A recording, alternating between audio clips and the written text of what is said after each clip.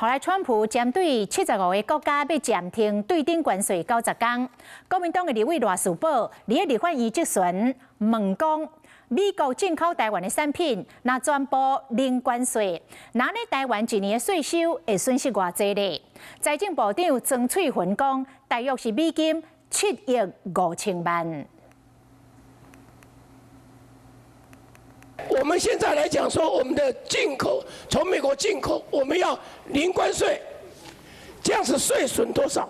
从零关税开始去跟他们去做谈判。那至于最后是不是所有的货品是不是零关税，我想我们的贸易谈判的工作小组他会去做模拟各种方案。所以还不知道。我们知道去年的我们从美国进口的一个量。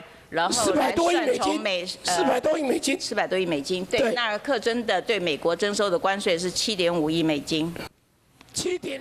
后来，这个川普的对顶关税要延迟90天，行政院长杜英台讲，政府会把后这90天的时间甲机会，甲美国来进行直接有效的谈判，争取国家上大利益，嘛来维护产业的国际竞争力。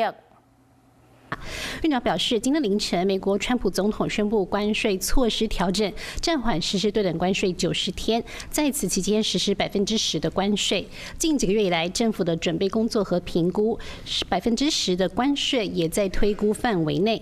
接下来90天，政府会把握时间和机会，与美国进行直接有效的谈判，争取国家最大的利益，也维护产业国际竞争力。